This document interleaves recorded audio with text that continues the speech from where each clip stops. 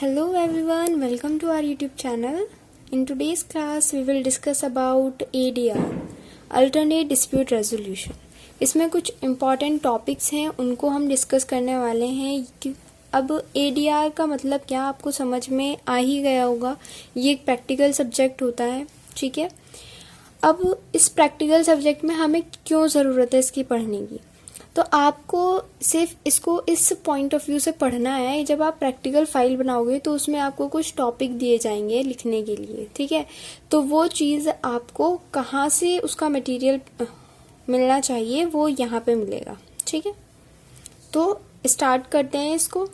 तो एडीआर में सबसे पहले आज हम पढ़ने वाले हैं लोक अदालत के बारे में, ठीक है. इसकी एनालिटिकल स्टडी करेंगे लोक अदालत की. तो सबसे पहले मैंने आपको बहुत सारी वीडियोस में ये बताया हुआ है कि जब भी हम कोई भी आंसर लिखते हैं, ठीक है, तो एक उसका इंट्रोडक्शन तो बताना ही है, ठीक है.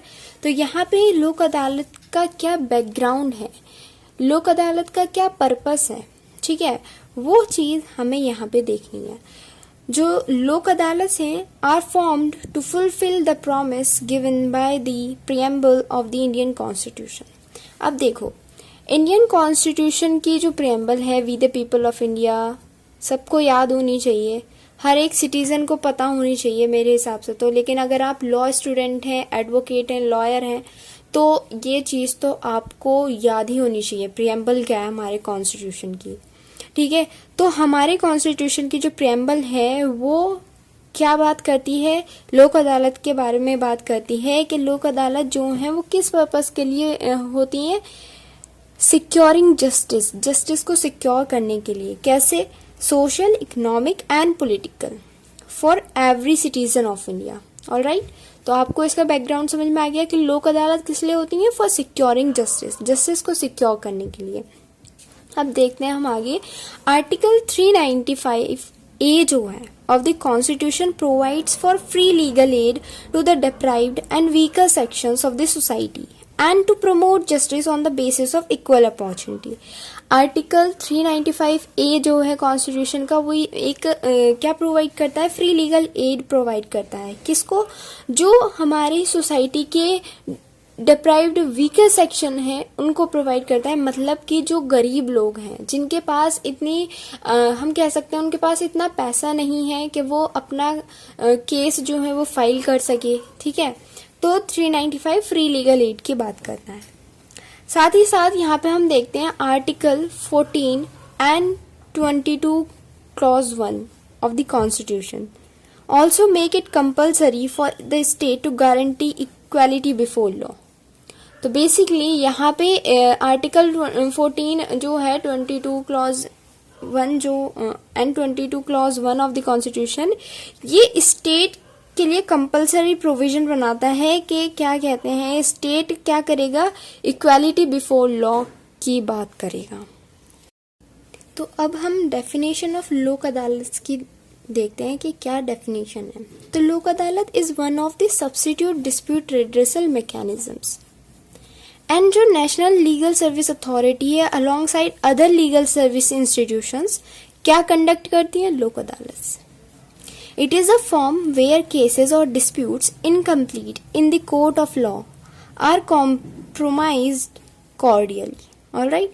तो ये ऐसी वो है कि जहाँ पे जो कोर्ट ऑफ लॉ है वहाँ पे इनके ये जो केसेस होते हैं कोर्ट ऑफ लॉ में नहीं होते, उनको सॉल्व वहाँ नहीं किया जाता, बल्कि कहाँ किया जाता है, लोक अदालत में किया जाता है.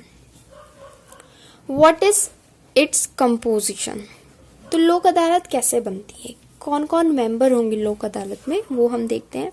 Lok Adalat is composed of A chairman, 2 members and 1 social worker. एक चेयरमैन होगा उसका, 2 अदर मेंबर होंगे और एक सोशल वर्कर होगा उसका. एंड जो चेयरमैन है मस्ट बी अ सिटिंग और रिटायर्ड जुडिशियल ऑफिसर. चेयरमैन के लिए कंपलसरी है कि वो क्या होना चाहिए, एक रिटायर्ड और या फिर सिटिंग हो, ठीक है, दोनों में से कोई एक हो, जुडिशियल ऑफिसर होना चाहिए. साथ ही साथ other 2 members should be lawyers. वो क्या होने चाहिए? लॉयर्स होने चाहिए। जो मैंने यहाँ बताया ना कि 2 मेंबर और होंगे चेयरमैन के साथ, तो वो जो मेंबर हैं वो क्या होने चाहिए? लॉयर होने चाहिए। अब हम मेंबर्स को पढ़ते हैं। तो the individuals determining the cases in the Lok Adalat are called the members of the Lok Adalat. वो मेंबर्स कहलाए जाएंगे जो कि डिटरमाइन करते हैं केसेस को। And they have the role of statutory intermediaries only. उनका सिर्फ इंटरमीडियरीज तक ही उनका क्या है के रूप में उनका क्या है? रोल है। And they do not have any judicial role. और उनका कोई भी जुडिशियल रोल नहीं होता। सो ये आ जाता है हमारा मेंबर्स की कैटेगरी में। फिर हम स्टैट्यूटरी की बात करें तो under the legal service authorities act 1987 Lok Adalat have been given statutory status उनको दिया गया है। ठीक है। फाइनल अवार्ड होता है, यहाँ पे अवार्ड आएगा। ये बात याद रखनी है कि लोक अदालत में क्या चलते हैं? अवार्ड चलते हैं।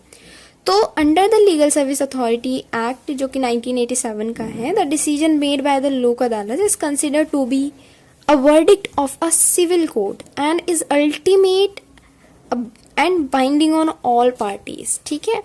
वो क्या होगा? उसका जो भी डिसीजन होगा वो बाइंडिंग होगा सभी पार्टीज पे, जो भी उसकी पार्टीज हैं। All right. अब देखिए यहाँ पे लिखा है नो अपील। तो यहाँ पे कोई ऐसा प्रोविजन नहीं है कि आप जो हो लोक अदालत ने जो भी डिसीजन दिया है, जो भी उसने वर्डिक्ट सुनाया है, उसके अगेंस्ट में आप अपील लेके जा सकते हो। तो ऐसा कोई भी प्रोविजन यहाँ पे लीगल सर्विस अथॉरिटीज एक्ट 1987 के अंतर्गत नहीं दिया गया है। No fee. There is no fee payable when a dispute is filed in Lok Adalat. आपको कोई भी फीस देने की ज़रूरत नहीं है। अगर आपने लोक अदालत में कोई भी डिस्प्यूट जो है वो फाइल किया है वहाँ पे, तो आप उसके लिए फ़ीस नहीं दोगे। और अगर आपने कोई फ़ीस दे दी है तो आपको वो रिफ़ंड कर दी जाएगी।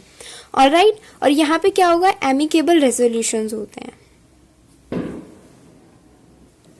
अगर मैं एमिकेबल रेजोल्यूशन की बात करूँ, ठीक है, तो इसमें क्या आपको क्या समझ में आ रहा है? इसमें ये बताया गया कि जो मेंबर्स होते हैं जो कि डिटरमाइन करते हैं केसेस को, जो भी डिस्प्यूट हमारे लोक अदालत में आते हैं, ठीक है, तो वो अपनी सॉवरेनिटी में रहकर इम्पार्शियल मैनर में उनको जस्टिस प्रोवाइड करते हैं, ना कि उनके जो पार्टीज कोई कॉम्प्रोमाइज कर रही हैं इस बेसिस पे यहाँ पे कोई भी ऐसा जो हम कह सकते हैं सॉल्व नहीं होता कोई भी केस। ऑलराइट। अब हम देखते हैं बेनिफिट्स ऑफ लोक अदालत। तो लोक अदालत जो होती हैं offer the parties speed of settlement and most cases are disposed of in a single day. एक तरीके से आप कह सकते हैं यहाँ पे स्पीडी ट्रायल जैसा काम होता है। ठीक है। And there is no strict application of procedural laws such as the code of civil procedure 1908 and the Indian evidence act. यहाँ पे कोई ऐसी strict application of procedural laws का कोई स्ट्रिक्ट रूप नहीं देखने को मिलता। सो the Lok Adalat are fast due to flexibility, क्योंकि उनमें फ्लेक्सिबिलिटी है। ठीक है। And the award issued by a Lok Adalat after the filing of a joint compromise petition has the status of a civil court decree. The award is binding. और यहाँ पे मैंने आपको पहले ही बताया लोक अदालत क्या पास करता है? अवार्ड इशू करता है। और जब क्या होता है उनका ये जो अवार्ड दिया गया है ना, इसका स्टेटस सिविल कोर्ट की डिक्री के समान होता है, इसलिए ये अवार्ड बाइंडिंग होता है पार्टीज पर। बेनिफिट में एक इसकी ये भी पॉइंट आता है कि यहाँ पे वही कोई कोर्ट फी नहीं होती। एंड अगर कोर्ट फी ऑलरेडी पे कर दी गई है तो जो अमाउंट होगा वो रिफंड कर दिया जाएगा। ठीक है। अगर वो जो डिस्प्यूट है वो लोक अदालत में सेटल कर दिया गया है, लोक अदालत के द्वारा कर दिया गया है, और अगर नहीं होता है तो फिर वो कोर्ट में जा सकता है। ठीक है। आप कोर्ट में लेके जा सकते हो उस डिस्प्यूट को, तो वहां पे आपको कोर्ट फी देनी पड़ेगी। ठीक है। देखिए यहाँ पे एक केस लॉ था, state of Punjab and versus जालो सिंह का 2008 का केस था।